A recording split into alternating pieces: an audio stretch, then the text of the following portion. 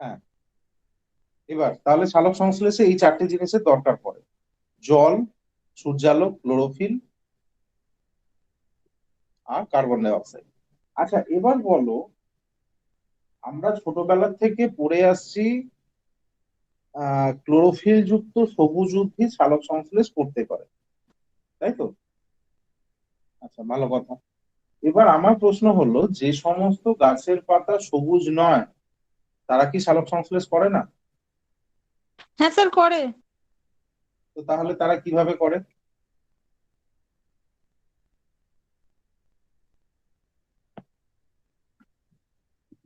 যে সমস্ত গাছের পাতা সবুজ নয় তাদের কি ক্লোরোফিল থাকে না?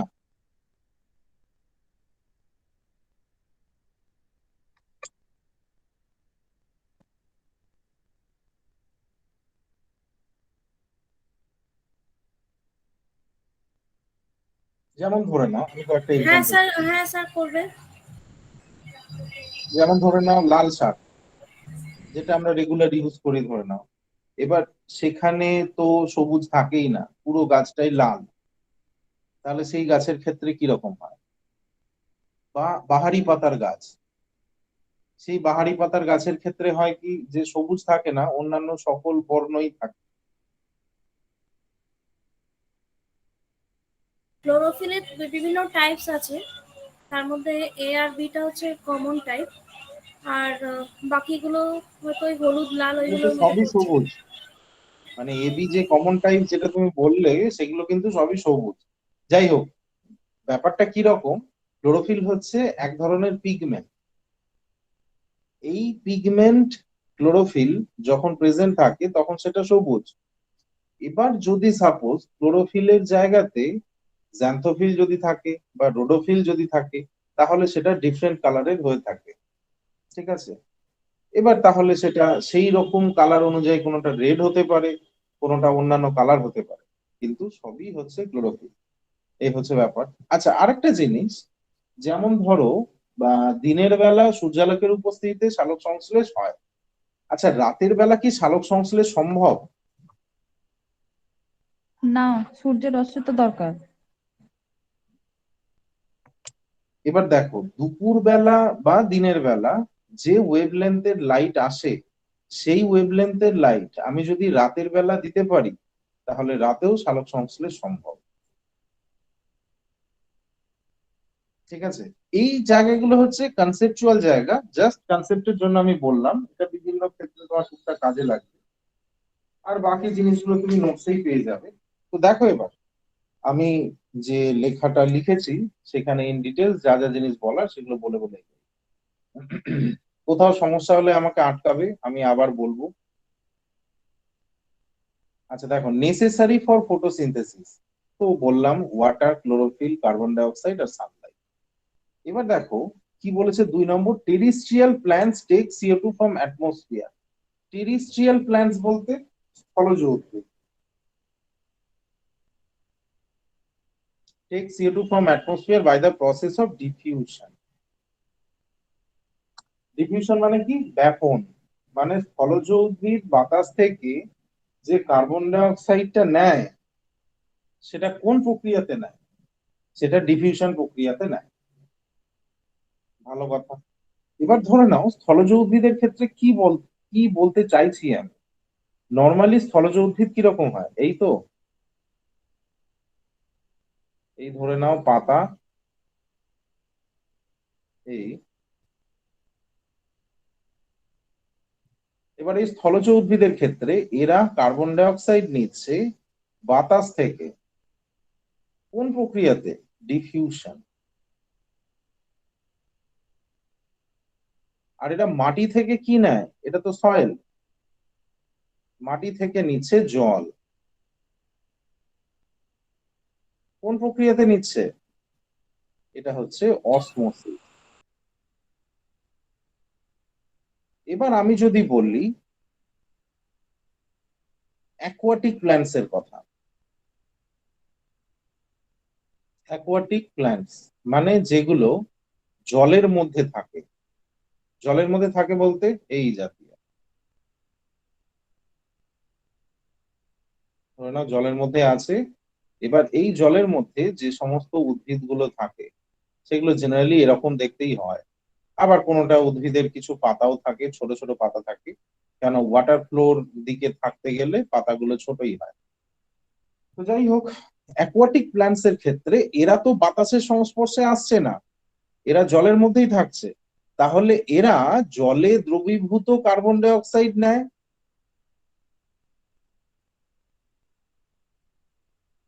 যেটা জলের মধ্যে দ্রবীভূত অবস্থাতে আছে সেই কার্বন ডাই অক্সাইডই এরা নিচ্ছে, তাই তো? আর জল কোথা থেকে নিচ্ছে? এরা তো জলেই আছে, তো জল থেকেই জল নিচ্ছে, তাই তো? তো এরা কার্বন ডাই অক্সাইড কোথা থেকে নিচ্ছে? জলের মধ্যে দ্রবীভূত অবস্থায় যে কার্বন ডাই অক্সাইড আছে সেটাই নিচ্ছে। কোন প্রক্রিয়াতে নিচ্ছে? এটা হচ্ছে অসমোসিস।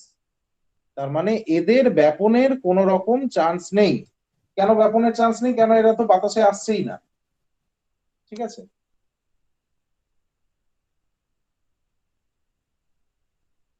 আর এদের ক্ষেত্রে ডিফিউশন আর অসমোসিসের মাধ্যমে কার্বন ডাই অক্সাইড আর জল এরা নিচ্ছে। আশা করি বুঝতে পেরেছো। এবার দেখো এখানে কি বলছে, terrestrial plants take CO2 from atmosphere by the process of diffusion. বললাম aquatic plants take CO2, aquatic plants carbon dioxide কোথা থেকে নেয়? Which is immersed in water, যেটা জলের মধ্যে দ্রবীভূত অবস্থাতে থাকে, by the process of osmosis. এবার এতক্ষণ থেকে আমি যে ডিফিউশন আর অসমোসিসের কথা বলছি, এই ম্যাটারটা কি এটা একটু জানতে হবে। ডিফিউশন বলতে কি বোঝায়? ডিফিউশন বলতে বোঝায় ব্যাপন। ব্যাপনের ক্ষেত্রে কি হয়? ব্যাপনের ক্ষেত্রে দেখো এখানে লেখা আছে হাই কনসেন্ট্রেশন থেকে লো কনসেন্ট্রেশন, বেশি ঘনত্ব থেকে কম ঘনত্বের দ্রবণের দিকে যায়। ফ্লোটা দিয়েছি হাই কনসেন্ট্রেশন থেকে লো কনসেন্ট্রেশন। তো পরীক্ষায় যদি কোশ্চেন আসে যে নিচের মধ্যে ব্যাপনের উদাহরণ থেকে পরীক্ষায় কোশ্চেন আসে, আর ব্যাপনের ক্ষেত্রে কি হয়? ব্যাপনের ক্ষেত্রে বেশি থেকে কমের দিকে যায়। এই যে বেশি থেকে কমের দিকে যাচ্ছে, একটা এক্সাম্পল দিতে পারবে আমাকে?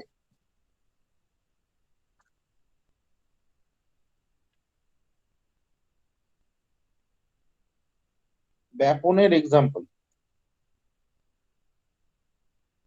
তো ধূপকাঠির গন্ধ, আর ধূপকাঠির এটা। মানে ধূপকাঠির ধোঁয়া, তাই তো? তুমি একটা জায়গায় জ্বালিয়ে দিলে সেই গন্ধ আস্তে আস্তে ছড়িয়ে যাচ্ছে, মানে ধোঁয়াটা চারিদিকে ছড়িয়ে যাচ্ছে। ধূপকাঠি যেখানে জ্বলছে সেখানে ধূপকাঠির ধোঁয়ার ঘনত্ব বেশি। এবার সেটা আস্তে আস্তে যখন গোটা ঘরে ছড়িয়ে পড়ছে, তো তার গন্ধ চারিদিকে ছড়িয়ে পড়ছে। আচ্ছা, ভালো কথা। এবার ধরে নাও বডি স্প্রে। তুমি কোথাও বডি স্প্রে স্প্রে করে দিলে, তাহলে সেটাও একই রকম ভাবে চারিদিকে ছড়িয়ে যাচ্ছে। তারপরে একটা কাঁচের গ্লাস, কাঁচের গ্লাসে তুমি এক ফোঁটা কালি ফেলে দিলে, তো সেই কালিটা আস্তে আস্তে চারিদিকে ছড়িয়ে যাচ্ছে। এই যে ছড়িয়ে যাচ্ছে, এটাও ব্যাপন, তাই তো? বেশি থেকে কমের দিকে যাচ্ছে, মানে কালির ফোঁটা যেখানে পড়ছে আর কি, সেখানে কালির ঘনত্ব বেশি তুলনামূলকভাবে অন্য জায়গার তুলনায়। এবার আস্তে আস্তে সেটা ছড়িয়ে পড়ছে। আচ্ছা, অসমোসিসের ক্ষেত্রে কি হয়? অসমোসিসের ক্ষেত্রে লো কনসেন্ট্রেশন থেকে হাই কনসেন্ট্রেশনের দিকে যায়। এই যে লেখা আছে লো কনসেন্ট্রেশন থেকে হাই কনসেন্ট্রেশন, মানে কম ঘনত্ব থেকে বেশি ঘনত্ব, একে বলছে অভিস্রবণ। আর এখানে একটা পর্দা থাকে, সেটাকে বলে সেমি পারমিয়েবল মেমব্রেন, মানে বাংলায় যেটাকে বলে অর্ধভেদ্য পর্দা।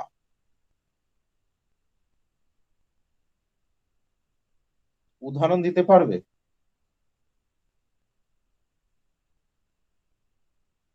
অর্ধভেদ্য পর্দার উদাহরণ, মানে অর্ধভেদ্য পর্দা না, অসমোসিস কোথায় ঘটে তার উদাহরণ।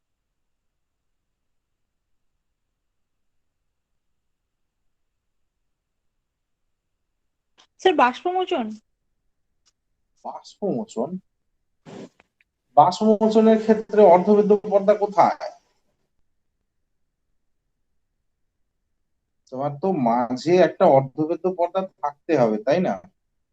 আর কম ঘনত্ব থেকে বেশি ঘনত্বের দ্রবণের দিকে যাবে, এরকম একটা কনসেপ্ট থাকবে, তাহলে অসমোসিস হবে।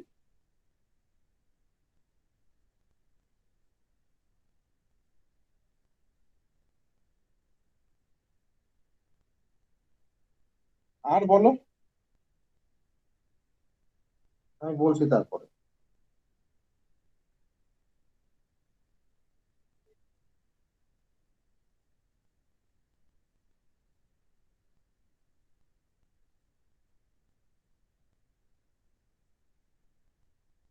স্যার কিসমিস, মনে পড়ছে না। কিসমিস, কিসমিস। আরে এগুলো মনে পড়ার জিনিস নয়, এগুলো বোঝার জিনিস। সবই কি মুখস্থ করবে নাকি? এগুলো কি না হিস্ট্রি মুখস্থ সমাজ? নয়, মুখস্থ নয়, কিন্তু এটা বুঝতে তো পারছি, কিন্তু কোন জায়গায় ইউজটা হয় সেটা ধরতে পারছি না। আচ্ছা ঠিক আছে, বেশ। দেখো, অসমোসিস, অসমোসিস ঘটে কিসমিসের ক্ষেত্রে। তুমি শুকনো কিসমিস জলের মধ্যে ফেলে দিবে। এবার শুকনো কিসমিসের মধ্যে কিন্তু ঘনত্ব সবচেয়ে বেশি থাকে, তাই না? কেন? কেন? তো শুকনো অবস্থাতে আছে, ওখানে তো জল নেই। ওর ভেতরে মানে যে নিউট্রিয়েন্টস আছে তার ঘনত্ব অনেক বেশি, ডেন্স কন্ডিশনে থাকে। আর কিসমিসের বাইরের দিকে যে লেয়ারটা থাকে সেটা হচ্ছে সেমি পারমিয়েবল মেমব্রেন। এবার ধরে নাও এই শুকনো কিশমিশ আমি যখন জলে ফেলে দিচ্ছি, তখন কোথা থেকে কোথায় জল আসছে? জল থেকে কিশমিশের মধ্যে জল ঢুকছে, তাই তো? তো কনসেন্ট্রেশন কোথায় কম? জলের মধ্যে ঘনত্ব কম। আর তুলনামূলকভাবে কিশমিশে ঘনত্ব বেশি, ভেতরে ঢুকছে। মাঝে একটা পর্দা আছে, সেমি পারমিয়েবল মেমব্রেন। এই হচ্ছে ওহিস্ট্রোন। ঠিক আছে। আচ্ছা, স্যার আরেকটা তাহলে ছোলা তো এক্সাম্পল। হতে পারে। কোনটা? ছোলা। হ্যাঁ, ছোলা, এই সমস্ত সব একই জিনিস। আচ্ছা। ছোলা, তারপর যে সমস্ত দানা শস্য আর কি, যেগুলো আমরা জলে ভিজিয়ে কোনো প্রিপারেশন করি, সেগুলো সবই সেম জিনিস। তরকার ডালও তুমি বলতে পারো, বা ইভেন ডালও বলতে পারো, যে ডাল তুমি ভিজিয়ে নিচ্ছ আর কি। সমস্ত ক্ষেত্রেই সেম জিনিস। মটরশুটির ক্ষেত্রেও তাই, কিসমিসের ক্ষেত্রেও তাই। হ্যাঁ। এবার কি, জোঁক দেখেছো কেউ? জোঁক? হ্যাঁ স্যার। দেখেছি। আচ্ছা, দেখেছো। জোঁককে ইংরেজিতে কি বলে? লিচ। লিজ বলে। বেশ। তাহলে ধরো আমি এখানে একটা জোঁক আঁকার চেষ্টা করছি।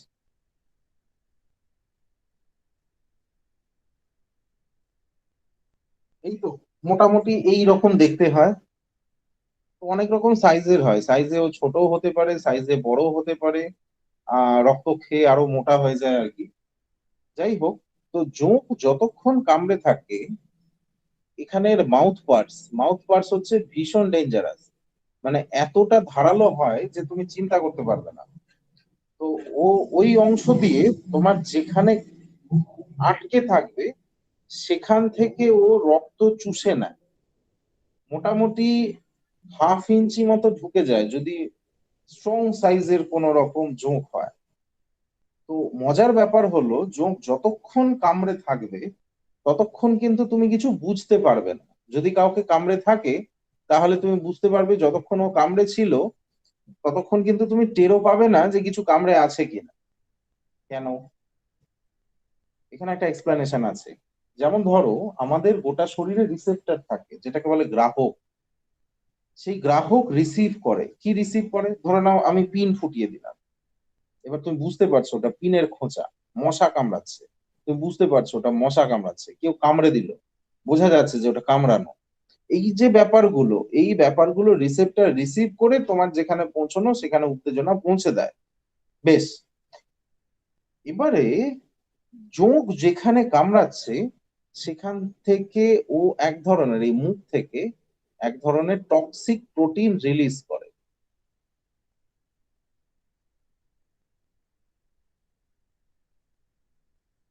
এই কি বলে? এটাকে বলে হিরুডিন। এটা এক ধরনের লোকাল অ্যানাস্থেসিয়ার মতো কাজ করে। লোকাল অ্যানাস্থেসিয়া বলতে, যেখানে কামড়ে থাকবে সেখানে ম্যাটারটা অবশ হয়ে থাকে। স্যার ওই মানে নামের তুমি, একটা অয়েনমেন্ট তো মনে হয় আছে, ওই পেন কিলার টাইপের, লোকালি লাগাতে হয়। হ্যাঁ আছে, এরকম অয়েন্টমেন্ট আছে। তো সেই নামটা এখান থেকে এসছে আর কি। তো সেই হিরুডিনের প্রকোপে যেখানে কামড়ে থাকছে সেখানে তুমি কিছু বুঝতে পারবে না। আর সেখানকার রক্ত জমাটো বাঁধবে না, ও যতক্ষণ ইচ্ছে ততক্ষণ ধরে টেনে ও চলে যাবে। এবার কথা হলো, জোঁককে মারা হয় কিভাবে? কিভাবে মারা হয়? নুন দিয়ে চুন ছাড়ানো দিয়ে হয় তো। চুন দিয়ে স্যার। আচ্ছা, নুন দিলেও মরে যায় কেন?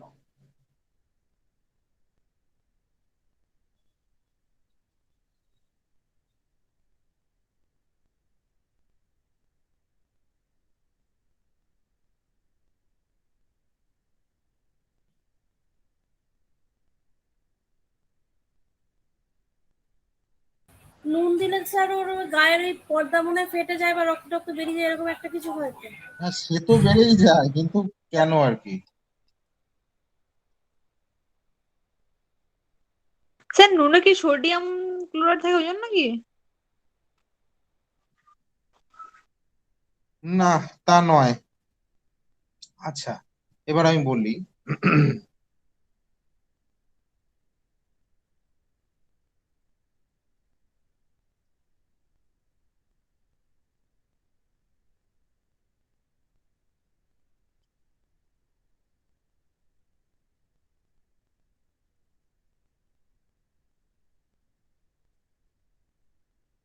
হ্যাঁ, এবার শোনো।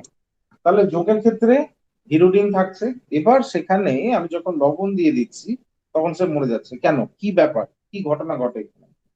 আচ্ছা, প্রত্যেকটা জীবন্ত জীবের দেহে লবণের একটা ঘনত্ব থাকে। জোকের দেহ লবণের ঘনত্ব আছে, লবণের কনসেন্ট্রেশন আছে। আমাদের দেহ অনেক বড়, অনেক ভারী, আমাদের দেহে লবণের ঘনত্ব বেশি।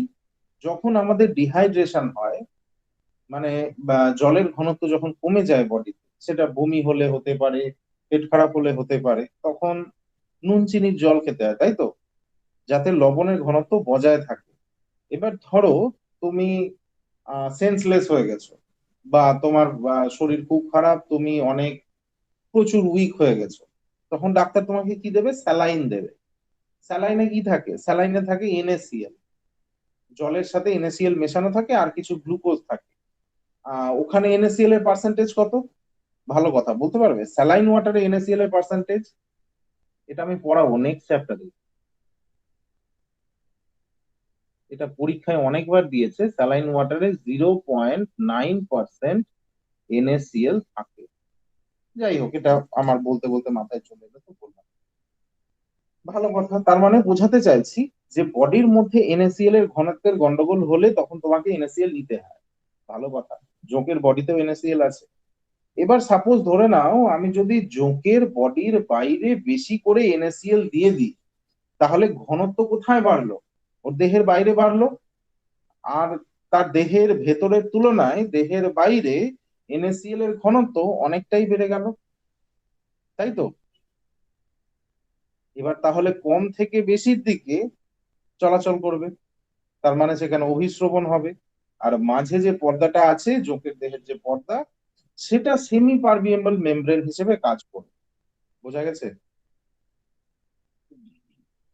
তার ফলে হয় কি, জোকের দেহ ফাটিয়ে রক্ত বাইরে বেরিয়ে আসে। তাহলে এখানে যেই ম্যাটারটা ঘটছে সেটা হচ্ছে 100% অসমোসিস। এবার বলো, বুঝতে পেরেছো? হ্যাঁ স্যার। হ্যাঁ স্যার। হ্যাঁ স্যার, বুঝতে পেরেছি। তো এক্সাম্পলে কি জোকের ইয়েটা লেখা দেবে, মানে কিভাবে লিখবো যদি এক্সাম্পলে? এক্সাম্পল কিছু লিখবে না, যেটা কনসেপ্ট বললাম সেটা তুমি তোমার মতো করে লিখে রাখবে। এবার যেরকম আনসার, যেরকম কোশ্চেন আসবে তুমি সেরকম টিক দেবে, তাই না? আচ্ছা, হ্যাঁ হ্যাঁ। এটা তো একটা কনসেপ্ট, যে জোঁকে মারা হচ্ছে কিভাবে। তুমি লবণ দিয়ে মারছো, এবার লবণ দিয়ে ও মরে যাচ্ছে কেন? অসমোসিসের কারণে। এবার একই রকম ভাবে আমি যদি তোমাকে একটু অন্য রকম কোশ্চেন করি, অন্যরকম কোশ্চেন বলতে ধরে নাও কোনো মানুষকে লবণ জলে চুবিয়ে রাখা হলো, তাহলে মানুষটা কি হবে? সে কি মরে যাবে নাকি ঠিক থাকবে?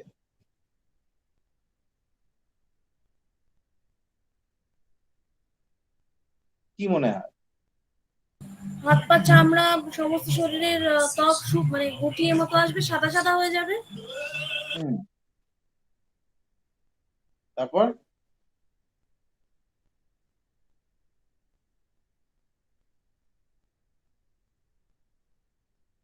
আর স্যার ডিহাইড্রেশন হতে পারে লবণ জলের জন্য, যেমন ধরুন সমুদ্রের জলে বেশিক্ষণ থাকলে বা থেকে গেলে তো এরকম ডিহাইড্রেশন, বমি, এটা ওটা এই সমস্ত হয়। হ্যাঁ, মানে ম্যাটারটা কি, যদি তুমি বেশিক্ষণ লবণ জলে থাকো, খুব একটা যে বেশি প্রবলেম হবে তা নয়। কেননা প্রথম কথা, আমাদের যে মেমব্রেনটা আছে, মানে বডির বাইরের যে মেমব্রেনটা, এটা সেমি পারমিয়েবল মেমব্রেন নয়, মানে পুরোপুরি অর্ধবেদ্য পর্দা নয়। এটা সিলেক্টিভলি পারমিয়েবল মেমব্রেন। যাই হোক, তা হলেও আমাদের ত্বকের 3-4টে স্তর আছে, হাইপোডার্মিস, এপিডার্মিস, এন্ডোডার্মিস। এই যে এতগুলো স্তর তোমাকে অনেক রকম জিনিস থেকে রক্ষা করে। এবার যদি ধরে নাও বাই চান্স বাইরের ত্বকটা আমি টেনে তুলে দিলাম, বাইরের ত্বক যদি টেনে তুলে দেওয়া হয়, তাহলে ভেতরে যে সাদা রঙের আস্তরণটা থাকে, সেই কন্ডিশনে আমি যদি কাউকে জলের মধ্যে চুবিয়ে রাখি, তাহলে তাকে বাঁচানো মুশকিল হয়। কিরকম ব্যাপার হয়, যখন কোনো ব্যক্তিকে লবণ জলে চুবিয়ে রাখা হয়, তাহলে তার বাইরের চামড়াটা আগে কুঁচকে নষ্ট হয়, পুরো সাদা হয়ে যায়। সেই সাদা হয়ে যাওয়ার পর ভেতরের চামড়াটা আস্তে আস্তে ফেটে ফেটে রক্ত বাইরে বেরোতে থাকে। তো এই 3rd ডিগ্রি ইউজ করা হয় বেশ কিছু কান্ট্রিতে। টেরোরিস্টিক অ্যাক্টিভিটি যখন ধরা পড়ে, তখন সেখানে যখন অপরাধী ধরা পড়ে, তখন তার উপর এরকম কিছু টর্চার করা হয়ে থাকে।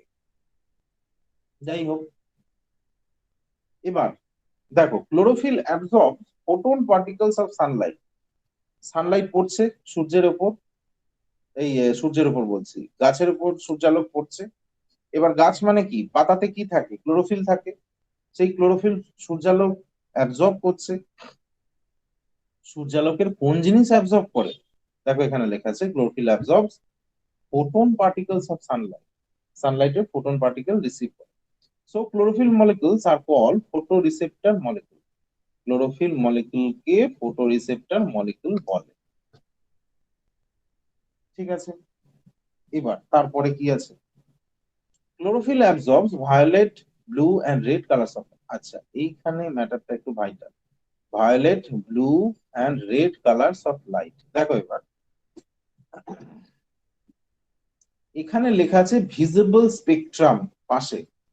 ভিজিবল স্পেকট্রাম মানে কি? ভিজিবল স্পেকট্রাম মানে হচ্ছে দৃশ্যমান বর্ণালী, যেটা আমরা দেখি। আমরা খালি চোখে 7টা রং দেখতে পাই, 7 কালার্স।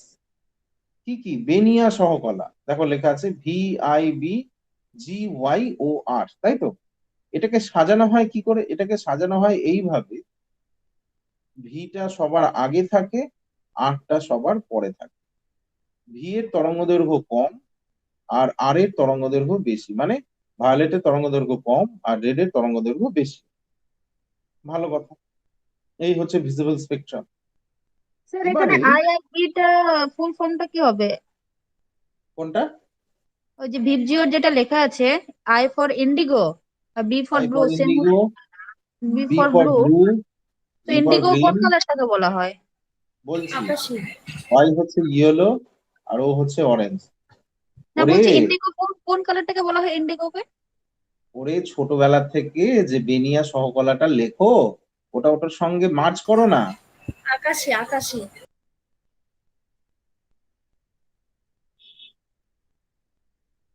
তাই তো, বেনিয়া সহকলা। এবার লেখো ভিবজিওর, VIBGYO হ্যাঁ, বুঝে গেছি। আর। বুঝেছো? বাপরে, খালি মুখস্থ করে গেছে ছোটবেলা থেকে। না না, আমি মুখস্থ না, বুঝে বুঝেই করেছি। এখানে ব্লুটাকে আকাশি বলা হচ্ছে, সেটা মাথাতে ছিল না। আচ্ছা, ঠিক আছে, প্রবলেমেটিক জায়গাগুলো জিজ্ঞাসা করে নেবে,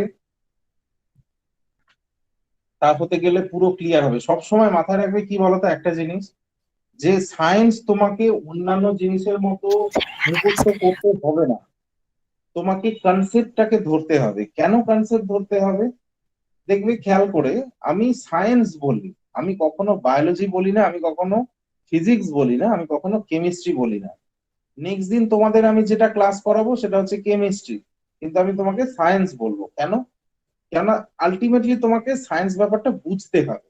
মানে বুঝতে হবে মানে, তুমি ফিজিক্সের নলেজ, তুমি কেমিস্ট্রির নলেজ, তুমি বায়োলজির নলেজকে একসঙ্গে যেদিন মেশাতে পারবে না, সেদিন তুমি শিখে যাবে। ওই জন্য খেয়াল করে দেখবে আমি বায়োলজি পড়ানোর সাথে সাথে যে ইনফরমেশনটা কেমিস্ট্রির মধ্যে দিয়ে যায় ওই কেমিস্ট্রিটার থেকে ঢুকে আবার ঘুরে চলে আসে। আবার দেখো এখন যেটা তুমি পড়ছো সেটা লাইটের কিছু অংশ। আলটিমেটলি তোমাকে সব জিনিসটা পড়ে তোমার ভিতটাকে স্ট্রং করতে হবে, কেননা ওখান থেকেই তোমার কনসেপচুয়াল কোশ্চেন গুলো তুমি করতে পারো, নাহলে খুব সমস্যা হয়ে যায়। এই যে বলে না যে বিসিএস এ স্যার কোশ্চেন আনসার করাই যায় না, সায়েন্সটা ছেড়ে আসতে হয়। সায়েন্স যদি ছেড়ে আসো তুমি ভরপাই করবে কোথা থেকে, কোন জায়গা থেকে তুমি ভরপাই করবে? তোমাকে সব জায়গা থেকে আনসার করতে হবে। যেমন ধরো না সায়েন্স অ্যান্ড টেকনোলজি যে 200 নম্বরের যে পেপারটা থাকে, হ্যাঁ ওখানে মোটামুটি 90টা কারেন্ট অ্যাফেয়ার্স থাকে, বাকিটা সায়েন্সের কোশ্চেন থাকে 110। ওটাতে তো ছেলে পেলে শুয়ে পড়ে। কেন? ওখানে সবই কনসেপচুয়াল কোশ্চেন থাকে। এবার এবার তোমার মাথায় কোশ্চেন আসতে পারে, স্যার এত কনসেপ্ট মাথায় রাখা যায়? হ্যাঁ, কেন রাখা যাবে না? তুমি গল্প শুনবে ঠিকভাবে, আমি যেভাবে তোমাকে বলে যাব, ব্যাস তাহলেই হবে। তুমি শুধু যদি ভাবো যে আমি নোটসটা নিয়ে খাতায় লিখে নেবো, ফাটিয়ে মুখস্থ করে নেবো, করে দেবো, হবে না। নোটস মুখস্থ করলে যদি হতো তাহলে তো হয়েই যেত। নোটসটাকে তোমাকে বুঝতে হবে, ইমপ্লিমেন্ট করতে হবে, যে ওখানে কি কি নলেজ ঢুকছে, কি কি নলেজ ওখান থেকে আরো এক্সট্রা পাওয়া যাচ্ছে, এই ব্যাপারগুলোকে তোমাকে ক্লিয়ারলি বুঝতে হবে। যেখানে যা সমস্যা হোক, মানে নির্দ্বিধায় যতবার খুশি আমাকে বলবে, কিন্তু কনসেপ্ট যেন ক্লিয়ার হয়। আর কোনো চ্যাপ্টারকে তুমি সহজ যদি ভেবে নিলে, ব্যাস সেখানেই গন্ডগোল। ও এটা এটা তো সোজা, এটা তো আমি পড়েছি ছোটবেলায়, বড্ড সোজা জিনিস, ব্যাস হয়ে গেল। কেননা ছোটবেলায় যেটা পড়েছিলে ওটা তো এখন চেঞ্জ হয়ে গিয়ে ওর মধ্যে আরো অনেক কিছু ঢুকে গেছে। যেমন ফটোসিনথেসিস এর কথাই যদি বলি, এখানে তুমি এমন কিছু জিনিস শুনবে যেটা তুমি হয়তো আগে শোনোনি। আচ্ছা, যাই হোক, চলো অনেক কথা হলো। এবার দেখো rate of photosynthesis maximum in red light. লাল আলোতে সালোক সংশ্লেষের হার সবচেয়ে বেশি। কি লেখা আছে? High wavelength. এই ওয়েভলেন্থ বেশি। এই যে এখানে লেখা আছে রেড। আর rate of photosynthesis is minimum in violet light. Violet লাইটে ফটোসিনথেসিসের পরিমাণ কম, লো ওয়েভলেন্থ। ভালো কথা। There is an atom of magnesium Mg+2। আচ্ছা, এবার ম্যাগনেসিয়ামের থেকে এখানে একটা কথা বলি। Chlorophyll absorbs violet, blue and red colours of light. দেখো এখানটা ক্লোরোফিল কি কি কালার অ্যাবজর্ব করতে পারে? এই যে ভায়োলেট, ব্লু আর রেড। ঠিক আছে, এই তিনটি বর্ণ ক্লোরোফিল অ্যাবজর্ব করতে পারে। এবার যদি আমি তোমাকে বলি যে সবুজ আলোতে সালোক সংশ্লেষের হার কেমন হয়, তাহলে তুমি কি বলবে?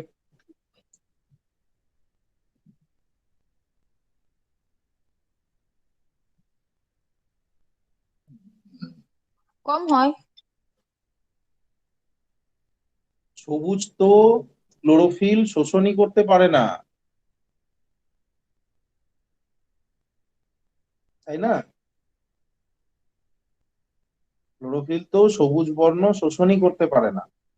তা হতে গেলে সবুজে তো সালোক সংশ্লেষের হার থাকবেই না, তাই না? এখানে লেখা আছে দেখো, ক্লোরোফিল অ্যাবজর্বস ভায়োলেট, ব্লু আর red colours of light. Chlorophyll তিনটি বর্ণ শোষণ করে, মানে সূর্যালোকের যে 7টা রং ক্লোরোফিলের উপর এসে পড়ছে, তার মধ্যে থেকে শুধুমাত্র শোষণ করছে 7টা রং, এই 3টে রং। বুঝতে পারলে? তাহলে এটা একটু দেখে তোমাকে আনসার করতে হবে যে কি বলছে আলটিমেটলি। যে বলছে যে সবুজে সালোক সংশ্লেষণ হার কেমন হয়, এটা বহুবার পরীক্ষায় কোশ্চেন দিয়েছে। তো যদি দেখো অপশানে থাকে হয় না, তাহলে তুমি হয় না দেবে। আর যদি অপশানে হয় না না থাকে, তাহলে খুব কম তুমি দিতে পারো। আচ্ছা, এবার there is an atom of magnesium in the centre of chlorophyll. ক্লোরোফিলের সেন্টারে ম্যাগনেসিয়াম থাকে। ম্যাগনেসিয়াম কি? Mg+2। ম্যাগনেসিয়াম হচ্ছে ধাতব কণা, তাহলে ক্লোরোফিলের কেন্দ্রে ধাতব কণা থাকে। তারপর দেয়ার আর ভেরিয়াস টাইপস অফ ক্লোরোফিলস। বিভিন্ন ধরনের ক্লোরোফিল আছে। কি কি ক্লোরোফিল আছে? Chlorophyll A, B, C, D, E। 5 ধরনের ক্লোরোফিল তুমি দেখতে পাবে। In these, chlorophyll A and B are most common found in plants. এর মধ্যে ক্লোরোফিল এ বি সবচেয়ে বেশি পরিমাণে পাওয়া যায়। এটা পিএসসি পরীক্ষার খুব মানে পছন্দের কোশ্চেন হতে, বেশ কিছু পরীক্ষাতে আমি দেখেছি যে কোন কোন ক্লোরোফিল সবচেয়ে বেশি পরিমাণে পাওয়া যায়। তো ক্লোরোফিল এ এবং বি সবচেয়ে বেশি পরিমাণে পাওয়া যায়। আচ্ছা, এবার তারপরে আসি ফেজেস অফ ফটোসিনথেসিস। ফটোসিনথেসিসের দুটো ফেজ হয়, একটা হচ্ছে লাইট আর একটা হচ্ছে ডার্ক রিয়াকশন, মানে আলোক দশা আর অন্ধকার দশা, তাই তো? এবার আমরা জানবো আলোক দশা কোথায় হয় আর অন্ধকার দশা কোথায় হয়।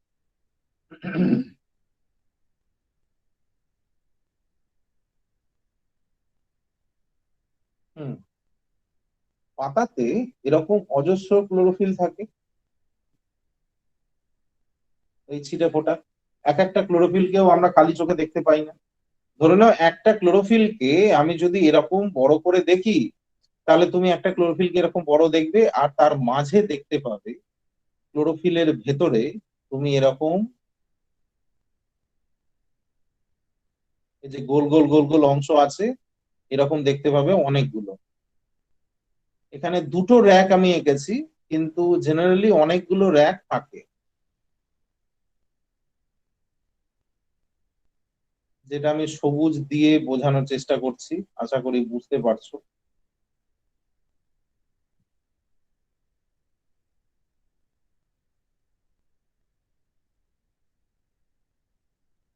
হুম, আচ্ছা, এখানে আমি একটু গন্ডগোল করেছি। এই যে থাইলাকয়েড যে লেখা আছে, এটা অ্যাকচুয়ালি থাইলাকয়েড নয়, এটা হচ্ছে গ্রানা। আর এই যে এক একটা গোল গোল অংশকে বলে থাইলাকয়েড। ঠিক আছে, এটা আমি তালের মাথায় গন্ডগোল করেছি।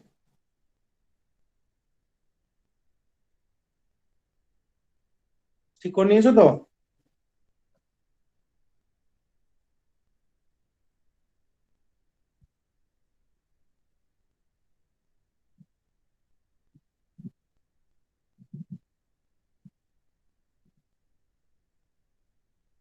ঠিক করে নিয়েছো?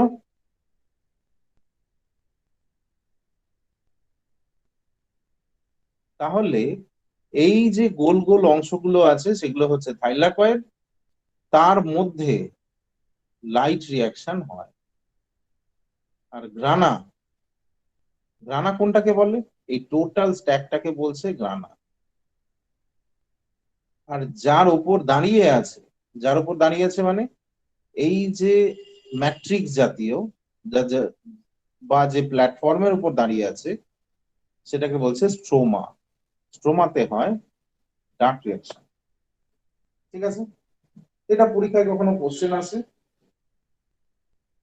যে ডার্ক রিয়াকশন কোথায় হয় আর লাইট রিয়াকশন কোথায় হয়। আচ্ছা, এবার বলো যে লাইট রিয়াকশন হচ্ছে পাতাতে, ডার্ক রিয়াকশন কোথায় হচ্ছে সেটাও পাতাতে হচ্ছে। আচ্ছা, লাইট রিয়াকশনে ক্লোরোফিল যুক্ত সবুজ উদ্ভিদ খাদ্য তৈরি করে। লাইট রিয়াকশন মানেই বোঝা যাচ্ছে দিনের বেলা হয়, সূর্যালোক এসে পড়ে, সমস্ত কাজকর্ম দিনের বেলা হচ্ছে। আচ্ছা, রাতের বেলা কি হয়? এই যে আমরা ঘটা করে যে বলছি ডার্ক রিয়াকশনের কথা, ডার্ক রিয়াকশনে মেইনলি কি হয় আমাকে কেউ বলবে একটু?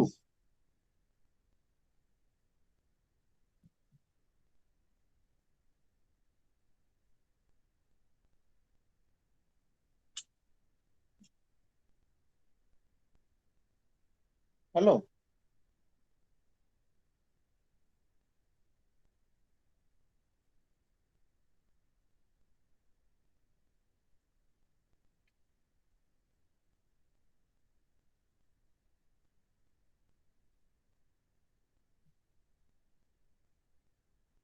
আরে শুনতে পাচ্ছ তোমরা? স্যার আপনি বলুন। আচ্ছা, লাইট রিয়াকশনে যেটা হচ্ছে সেটা দিনের বেলা সবুজ উদ্ভিদ খাদ্য তৈরি করছে, আর ডার্ক রিয়াকশনের ক্ষেত্রে উদ্ভিদ যেটা রাতে করে, দিনের বেলা যে খাদ্য তৈরি হচ্ছে সেটা রাতের বেলা তারা বিশ্লেষণ করে, ঠিক আছে, অ্যাসিমিলেট করে, যেটাকে বলে আত্তীকরণ। দেখবে ছোটবেলায় পড়েছিলে হয়তো অঙ্গার আত্তীকরণ এরকম লেখা থাকতো। তার মানে রাতে যেই বিক্রিয়াটা হচ্ছে সেটাকে আমি অঙ্গার আত্তীকরণ বলছি। তার মানে কি, দিনের বেলা তৈরি খাদ্য রাতে তারা ভেঙে প্রয়োজনীয় খাদ্যকে নেয় এবং নিয়ে এটিপি তৈরি করে, যেটা ওদের দৈহিক বিকাশ বা জেনারেল অ্যাক্টিভিটিতে কাজে লাগছে। আচ্ছা, আর তার সাথে ওরা কি তৈরি করছে রাতের বেলা, বা কি নিচ্ছে? রাতের বেলা তারা নিচ্ছে অক্সিজেন আর তৈরি করছে কার্বন ডাই অক্সাইড, যেটাকে অ্যাকচুয়ালি রেসপিরেশনের মধ্যে ফেলা হয়, তাই তো? এই যে কার্বন ডাই অক্সাইড নেওয়া আর অক্সিজেন দেওয়া। এবার একটা কোশ্চেন আসে যে দিনের বেলা সবুজ উদ্ভিদ সালোক সংশ্লেষ যখন করে তখন কার্বন ডাই অক্সাইড নেয় আর অক্সিজেন ত্যাগ করে, তো দিনের বেলা কি রেসপিরেশন হয়? দিনের বেলায় সালোক সংশ্লেষের হার বেশি থাকে, তাই রেসপিরেশনের হার কম হয়। তার মানে দিনের বেলা সবুজ উদ্ভিদ যে হারে সালোক সংশ্লেষ করছে, তার মানে তারা কি করছে, তারা অক্সিজেন নিচ্ছে, কার্বন ডাই অক্সাইড ছাড়ছে, কিছু পরিমাণ অক্সিজেনও নেয় আর কার্বন ডাই অক্সাইড ছাড়ে, তার পরিমাণ কম। এবার লাইট রিয়াকশনের খুব ইম্পর্টেন্ট জায়গাগুলো আমি এখানে লিখেছি, বাকিগুলো আর লিখিনি। ইম্পর্টেন্ট জায়গার মধ্যে পড়ছে হিল রিয়াকশন, যেটাকে বলে ফটোলাইসিস, স্প্লিটিং অফ ওয়াটার বা হিল রিয়াকশন। কি বলছে? বাই হুইচ প্রসেস, যে প্রক্রিয়াতে ওয়াটার মলিকুলস আর ডিভাইডেড, জলের অণু ভেঙে যায়, জলের অণু ভেঙে গিয়ে কি তৈরি করে, H2 and O2 are formed is called, যে প্রক্রিয়ায় জলের অণু ভেঙে গিয়ে H2O2 তৈরি করে তাকে বলছে স্প্লিটিং অফ ওয়াটার বা হিল রিয়াকশন। যেমন ধরে নাও H2O ভেঙে যাচ্ছে, ভেঙে গিয়ে H প্লাস আর OH মাইনাসে ভাঙছে, খুব ভালো কথা। এবার OH মাইনাস থেকে কি তৈরি হচ্ছে, H2 আর O2। OH মাইনাস থেকে H2 আর O2 যে তৈরি হচ্ছে, এখানে কোফ্যাক্টর হিসেবে কি কাজ করে? কোফ্যাক্টর হিসেবে কাজ করে Mn+2 আর Cl মাইনাস। এইটা পরীক্ষায় কোশ্চেন আসে যে হিল রিয়াকশনে কোফ্যাক্টর হিসেবে কি কাজ করে। স্যার এই স্প্লিটিং অফ ওয়াটার যেটা ফটোলাইসিস বলছেন, এইটাকে আমরা কি আর্দ্র বিশ্লেষণ বলতে পারি, মানে হাইড্রোলাইসিস যেটা? হ্যাঁ, হাইড্রোলাইসিস তো ওটাকে হাইড্রোলাইসিসও বলা যায়। এখানে লিখেও দিতে পারো হাইড্রোলাইসিস,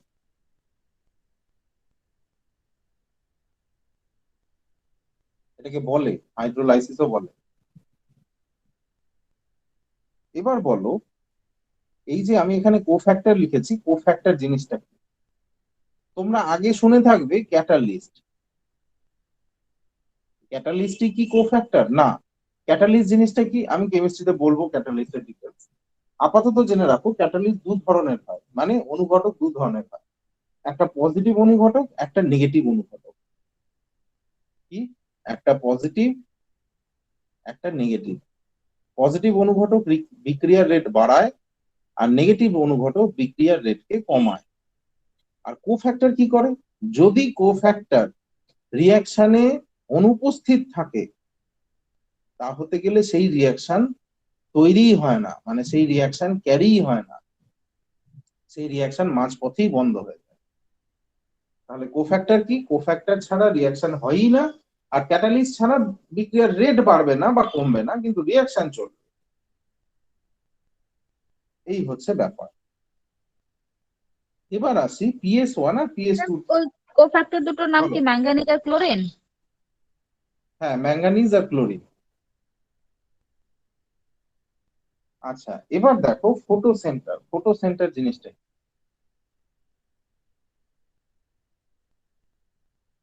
এই ধরো পাতা, ঠিক আছে। এবার পাতার মধ্যে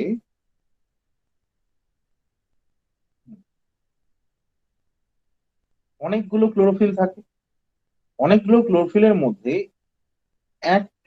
এক জাতীয় ক্লোরোফিলকে বলা হয় PS1, আর আরেকটা সেক্টরকে বলছে PS2। এটা সায়েন্টিস্টরা নিজের মতো করে ম্যাটারটাকে সাজিয়েছে। কি হিসেবে সাজিয়েছেন?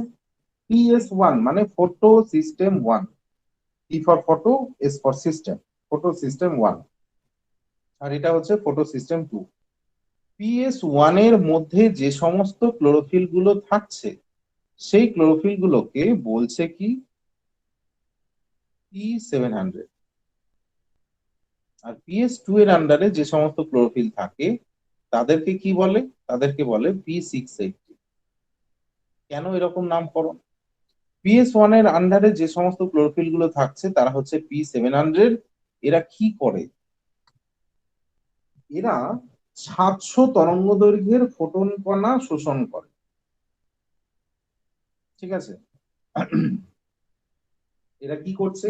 এরা 700 তরঙ্গ দৈর্ঘ্যের ফোটন কণা শোষণ করছে, তাই এদেরকে বলছে PS1 বা P700। আর PS2 এর আন্ডারে যে সমস্ত ক্লোরোফিল গুলো থাকে তাদেরকে বলছে P680। কেন? এরা 680 তরঙ্গ দৈর্ঘ্যের ফোটন কণাকে শোষণ করে। তাহলে ম্যাটারটা কি দাঁড়ালো? 680 মানে 680 না, 650 বলতে পারো, 650 থেকে 680, আর এখানে 700 থেকে 710 বা 720, যাই বলবে কেন। তো তাহলে ইন PS1 এর ক্ষেত্রে ফটো সেন্টার ইজ P700, আর in PS2 photo centre is P680। হলো? এটা পরীক্ষায় কোশ্চেন আসে যে PS1 এর ক্ষেত্রে ফটো সেন্টার কি আর PS2 এর ক্ষেত্রে ফটো সেন্টার কি। এবার আমরা আসি ডার্ক রিয়াকশন। তাহলে আমি ডার্ক রিয়াকশনে কি বললাম? ডার্ক রিয়াকশনে আমি বললাম যে প্রক্রিয়াতে মানে ক্লোরোফিল যুক্ত খাদ্য বিশ্লেষণ করছে, ভেঙে দিচ্ছে। কি ভেঙে দিচ্ছে? দিনের বেলা যে খাদ্যটা তৈরি করছে সেটা ওরা কি বলবো, ভেঙে দিয়ে নিজের প্রয়োজন মতো কাজ করে। তো সেখানে হয় কি? সেখানে হয় অঙ্গার আত্তীকরণ বা কার্বন অ্যাসিমিলেশন। আচ্ছা, এবারে আমি যদি বলি যে দিনের বেলায় যে খাদ্য তৈরি হচ্ছে বা লাইট রিয়াকশন হচ্ছে, সেখানে রিয়াকশনের পরিমাণ কতগুলো? দিনের বেলা রিয়াকশনের পরিমাণ তুমি 2 থেকে 3টে দেখতে পাবে। আর রাতের বেলা যদি আমি রিয়াকশন দেখি, তো রাতের বেলা রিয়াকশনের পরিমাণ 15 থেকে 20টা হয়। ঠিক আছে, 20টা যদি রিয়াকশন হয়, ধরে নাও রিয়াকশন হচ্ছে 20টা, 20, 1 2 3 4 5 6, এইভাবে আপ টু 20টা রিয়াকশন। যদি 20টা হয় তাহলে প্রোডাক্ট কটা হবে? প্রোডাক্টস 20টাই হবে।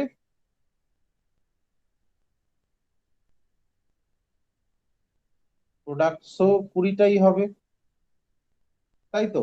প্রথমে, দ্বিতীয়, তৃতীয়, চতুর্থ, এইভাবে চলতে চলতে 20 নম্বরে 20টা প্রোডাক্ট তৈরি হবে।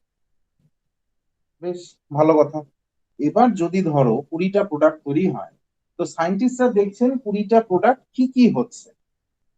এবার তোমার মাথায় কোশ্চেন আসতে পারে, আচ্ছা এটা কি সব গাছের ক্ষেত্রে সেম?